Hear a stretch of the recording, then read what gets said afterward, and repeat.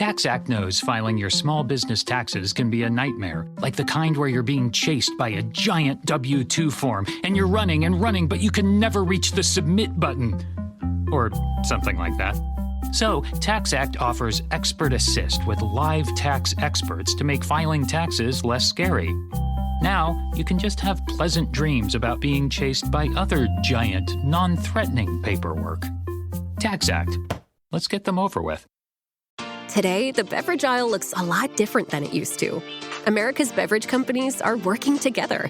We're delivering the options everyone wants. In fact, nearly 60% of beverages Americans buy have zero sugar. You'll find more variety than ever, including more of your favorites, now available with zero sugar. You'll also find more sizes and clear calorie information on the front of every can, bottle, and pack. We know when it comes to finding balance, the more choices, the better. This podcast contains adult themes and language, and some of the things that we discuss may be disturbing to some listeners. In this podcast, we discuss sexual assault, torture, race, and murder. Listener discretion is advised. Please take care of yourself.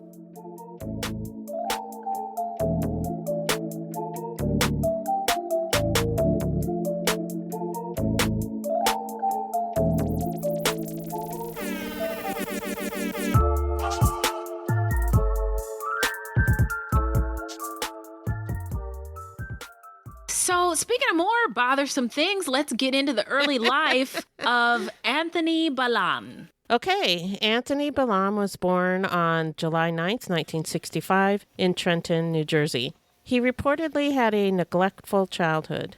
His mother was described as an alcoholic consumed with her addiction, unconcerned about her children. His father is not mentioned at all. It is said that the family lived in homes infested with rodents, roaches, and animal feces. Okay. Due to his childhood neglect, Anthony did not get much of an education. As an adult, he worked in temporary jobs or made deliveries. Anthony grew to be 5 feet, 8 inches tall and was slight at around 150 pounds.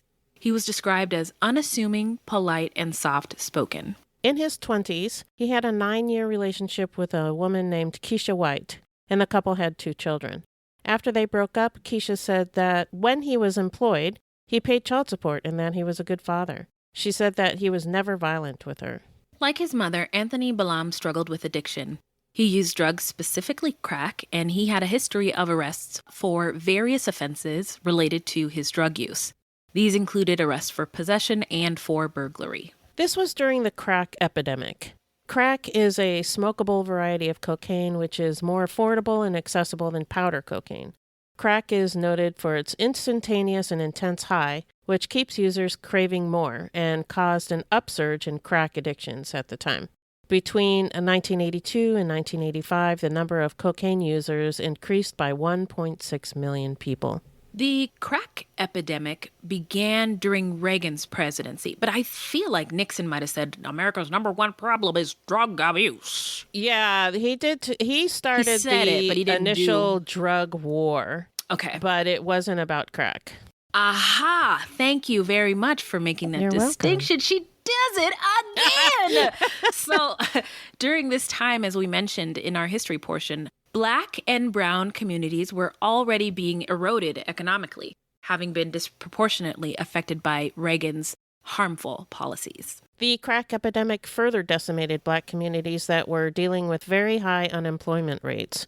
Few skills and resources were needed to sell crack, and a small-time drug dealer could make a decent living selling it. Mm-hmm. And for some, it was the only way that they could make money. This was particularly true for Black youth. Yeah, and I think back to that documentary that we watched. Maybe it was Crack, Cocaine, and Conspiracy. Yeah, maybe that was it. But just it really displayed talked a lot about this. Yeah, how things were at this time. That they're really, because of the policies, there were no jobs, there were no places to make money, and you got to eat somehow. Yeah, you got to make some money. You got to buy food. You got to take care of your families. Yeah. So, this was available, something that you could do. Right. So instead of treating the issue as a public health emergency, the way they kind of treat fentanyl now, politicians instituted sentencing guidelines that punished users of crack more harshly than users of powdered cocaine. The heavy hand of law enforcement came without addiction prevention resources. In 1986, the U.S. House of Representatives drafted the Anti-Abuse Act, which was signed by Reagan that October. The law imposed mandatory federal sentences of 20 years to life in prison for violating drug laws.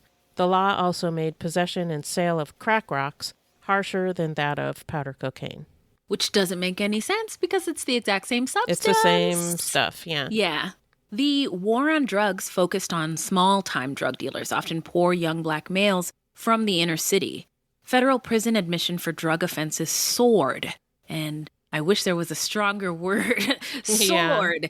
And blew up. Yeah, blew up, exploded, Oppenheimered.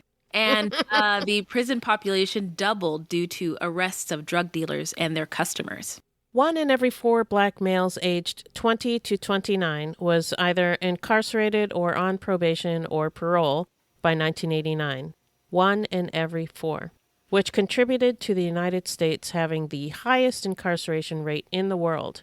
By 1995, that statistic had increased to nearly 1 in 3. Yikes. Yeah. I always think about the movie 13th. Yeah. That one. If anybody has questions about this part of the story, watch the movie 13th. Excellent. Thank you. Yes. Yeah. That is such a good tip. Thank you, Beth, because that movie is incredibly informative. And we have a discussion of it in our podcast feed that we had with, I don't know who we had it with, but we had it. And it was, it was good. And it's one of the episodes and it was good. Now let's get on into the timeline. Hit it, Beth. So at the time of the murders, Balaam was unemployed and lived on Stuyvesant Avenue with a roommate. The murders all occurred within a 2-mile radius of his home. All of the victims were described as fairly small. I mean, I think because he was a fairly small guy. Yeah, had a small stature. Yeah. Mm-hmm. Now, police said he cruised the neighborhoods in the pre-dawn hours. And I noted that in the sources that I saw, that time, you know, it's the sex workers on the street, it's the end of their night. I thought, oh, that's a good time to hunt humans. Yeah.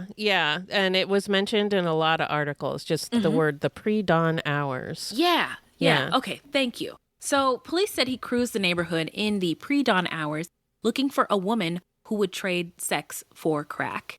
He would then strike bargains with the women, offering drugs for sex. Once a deal was made, they would go to a secluded location. There, during the sexual encounter, he would threaten them with a knife and eventually strangle them to death.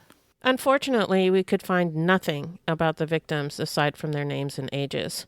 We'd like to try to get as much information about the victims as we can, but in this case, we could find nothing, and I looked everywhere. I know, I did too. Yeah. I found photos of the women, and that was it. Yeah. Yeah, so if you're listening to this and you maybe know something about any of these victims or surviving loved ones or their community, we would love to know more.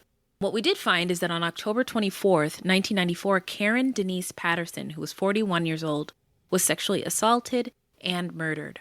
Her body was left in a vacant lot, and the killer stole her watch. On March 19th, 1995, Valentina Kyler, 29, was found dead, and her body lying among some weeds and rubble behind an abandoned home. She had been sexually assaulted and murdered. Less than 1 month later, on April 10th, 1995, Connie Hayward, 27 years old, was murdered and left in a hotel room in a rundown hotel on South Broad Street. The killer stole property from her, but it was unspecified what that property was. Nobody at the hotel could recall who she was with prior to her death.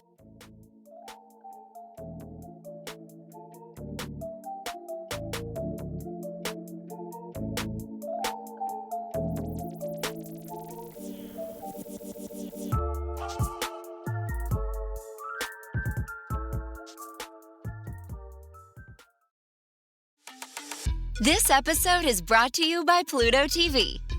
Are you looking for your next case? Pluto TV has all your favorite crime dramas streaming for free, which means suspicion is free, with countless cases to crack. Watch CSI, Criminal Minds, NCIS, Blue Bloods, Tracker, FBI, and SWAT, all for free from all your favorite devices. Feel the free. Pluto TV. Stream now, pay never.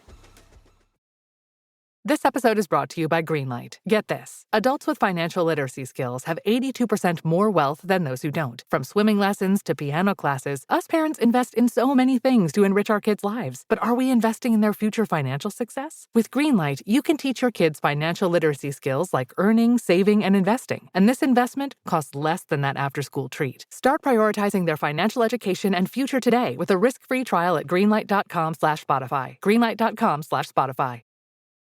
In July of 1995, Balaam moved to Detroit. We don't know why, but we do know that he didn't stay there long because he was back in Trenton in January of 1996. On February 16th, 1996, a woman was raped, and her rapist also attempted to murder her. But the woman was able to get away, and she gave police a description of her attacker. On the morning of July 29th, 1996, one of Balaam's neighbors, Catherine Emerson, she lived a couple of houses down from Balaam, but she didn't know him. Anyway, she received a phone call from another neighbor who told her to look out her back door. Catherine did so, and she saw something in a nearby lot. It was the body of a small framed woman lying on the grass with her blue and white coveralls pulled down. According to Catherine, the woman was so small, she initially thought it was a child. Police were called and the body of Deborah Ann Walker, 37, was found. Deborah had been sexually assaulted and murdered. Her body left behind a home on Stuyvesant Avenue, 5 doors down from Balaam's home. Her killer stole $4 from her. $4. That's it. Yeah, that's, I don't know. Ugh, I don't even know. I mean, it just seems so unnecessary. Such little. Yeah. Such little money. You took so money. much from her already. Yeah. And then you got to take her $4 too. Yeah. Like it. Yeah. That's a WTF moment. Okay. Right. Yeah. So now let's get into the investigation and the arrest. So police became convinced from the details of the attack and the weapon used by that woman who survived that the attacker of the February 16th victim was also the strangler that they were seeking. Balaam eventually became a suspect. We're not sure how, but it was mentioned in one article that a confidential informant told the police what Balaam was wearing on the night of one of the murders. Not sure what that means, but that's what they said. Huh. Oh, well, yeah, okay. Yeah. Show us your police report. Show us your records. We need to know if this was legit. But in any case, Balaam was arrested at his home on August 7th, 1996 at about 2:30 p.m. Mr. Balaam was described by a detective who arrested him, Anthony Manzo, as unassuming and polite, a yes sir, no sir kind of person. Deputy Police Chief Joe Constance, who had been on the force for 27 years, called Balaam, quote, one of the calmest and coolest murderers I've ever encountered, unquote. That's an interesting quote. That is. I'm sure he's met numerous. A lot of them. Yeah. So police said that Balaam confessed to the crimes and talked about feeling rage and an overwhelming power over the victims, which we know crimes of rape or crimes of sexual assault are often about power. Not necessarily just the sex. And they said he gave statements linking himself to all 4 murders, and the statements gave lurid details as to how he sexually assaulted each one of the women. The February 16th rape victim identified him as her attacker, and DNA testing on semen recovered near 2 of the bodies linked Balaam to the crimes. Got him. Way to go, DNA. So investigators said that they thought that at least one other woman had escaped after having been attacked by Balaam, and they hoped she would come forward. As far as we know, nobody ever did, although it is possible somebody did, as there was very little information in general out there about this case. Yeah, it was really hard to find anything about this case. Yeah, it was like, I did my kind of research, and I was done in an afternoon. And it was one of those for me that I spent days and days and days looking, and found hardly anything. Yeah. So here we are. Goose eggs for both of us. So the investigators spoke with police in Detroit, where Balaam had lived from July 1995 to January 1996, to determine whether he might have committed crimes there. A homicide investigator in Detroit said that the city had no string of unsolved murders and that the police did not recognize Balaam's name. Kesha White did not believe that the father of her 2 young children, a son aged 5 and a daughter aged 3, was guilty. Another female friend, Priscilla Hollis, didn't believe he was guilty either. She believed the police forced him to confess, and we understand why they would believe that. Yeah, because it happens. Because it does happen, but Right. it sounds like they did their due diligence in this case, and DNA doesn't lie, so... True. So in addition to murder, Balaam was charged with robbery and the possession of illegal weapons. And bail was set at $2 million. So he wasn't getting out. He was not going to be able to get out. No. Now we're going to get into the trial. Balaam was convicted on June 1st, 2000 by a panel of 7 women and 5 men. During the penalty phase, the prosecution cited 2 aggravating factors in support of the death penalty: that the killings were accompanied by acts of sexual assault, and they were committed to eliminate the victims as witnesses. The defense presented a total of 21 mitigating factors. I wish I knew what all of them were. Yeah. But some of them were that he was neglected in childhood and that he had a chronic drug addiction, which affected his conduct and stability. Okay. Explanations, maybe, not excuses. Right. So Balaam was spared the death penalty on January 26, 2001. He was sentenced to 4 consecutive life terms, each with 30 years of parole ineligibility. So let's get into, where are they now? Well, I guess I'll tell you, or Beth will tell you. Okay. Anthony Balaam is currently serving his time at New Jersey State Prison, formerly known as Trenton State Prison. He will be eligible for parole on August 4th, 2116. Wow. He's not getting out. Not for a very long time. He's never getting out. No. So in an appeal, he claimed that his confession was involuntary and it was the product of excessive questioning. Well, I don't think his appeal went through. No, it didn't go anywhere. Yeah. No. So he's But a lot of them don't. Yes. Yeah. Now let's get into what we think about this case and our hot takes. What are your piping hot takes, Beth? What do you think? You might be shocked by this, but I'm not 100% convinced that he's guilty. Oh, yeah. Okay, I'm with you there. I'm following. I wouldn't put it past the police to force a confession. We've seen that before. Happens a lot. Especially during this time period, you know? Yes. And I think the issue is I couldn't find enough information to convince me. I would like to know how they decided on him as a suspect and more about the evidence. Yeah. They did have DNA. Okay. But they said it was near the bodies, not on the bodies. And I don't know. I don't trust the police during this time. Yeah, no. I hear Trenton's kind of racist. Yeah. Yeah, well, we did a rundown of the history and the demographics, so it would make sense that those white supremacist policies and attitudes that played a part in investigating and trying this case were not eliminated by time. Yeah, and DNA was new. I don't know. I just don't. Anyway. Hey, it's all right. It's all right to have your thoughts. Yeah, well, I'm just not 100% convinced. Yeah. I think he probably is guilty, but I'm not 100% convinced.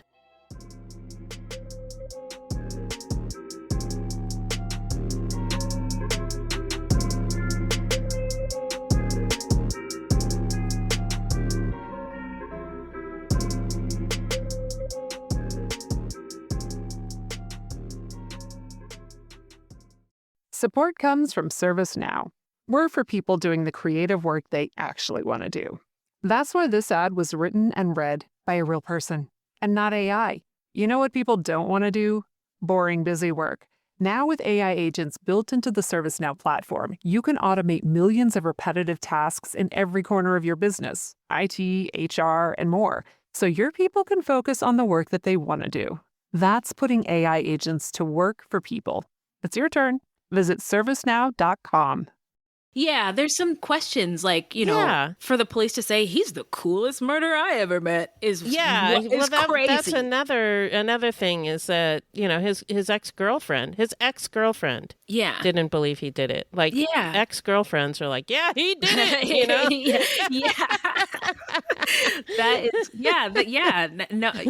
you're right. And then, he was described as polite, unassuming, a good father, never violent. Yeah. Those are things you don't see with serial killers usually. Yeah. Yeah. That doesn't mean that he's not capable. And really, we just don't have enough information on this one. Right, to know. Yeah. Well but enough, he did have a either shitty way. childhood, so we can mark that off of the serial killer bingo card. Right, right. Yeah. So if he did do it, it's the usual shitty childhood and doing drugs.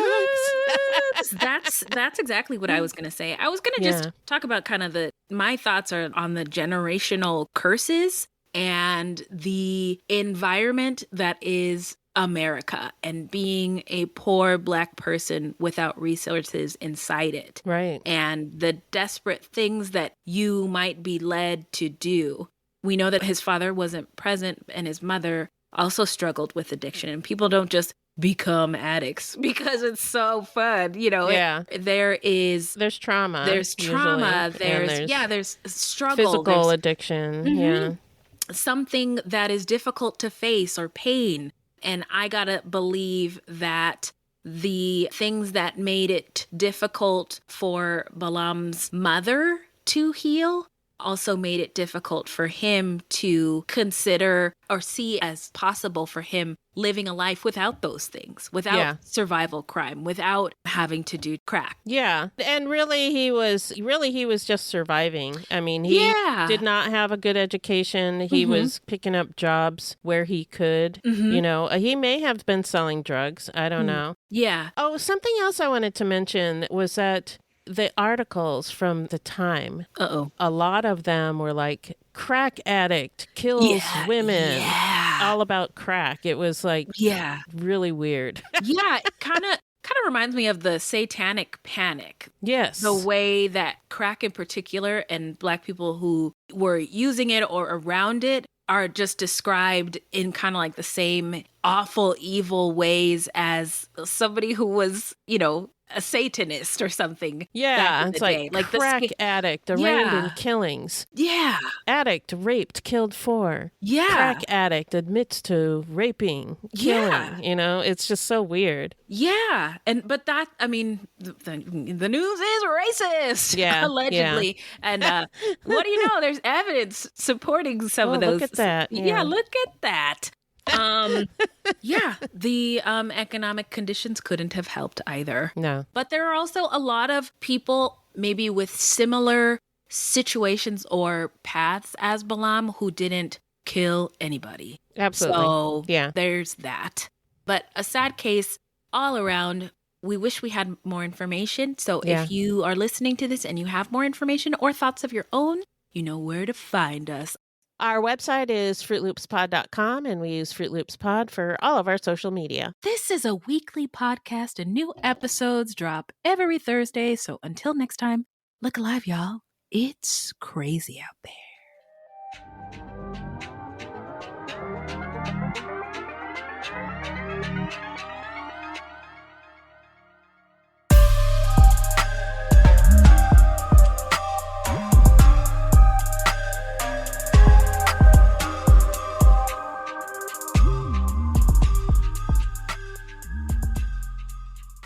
Hello, this is Gary Chahot welcoming you to check out the French History Podcast.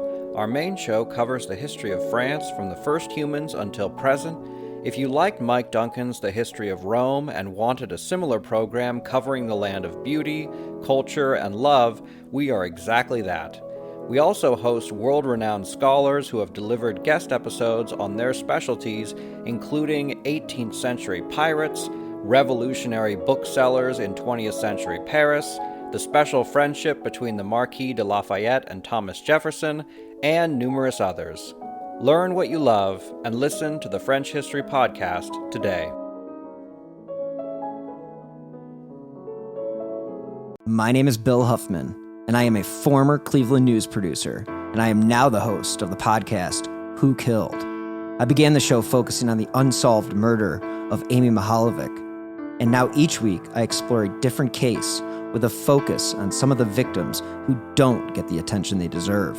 I have a deep catalog of over 225 episodes, so there is a guarantee there will be something for you. Who Killed is an evergreen podcasts, killer podcasts, and slow burn media production. Subscribe today wherever you get your favorite shows.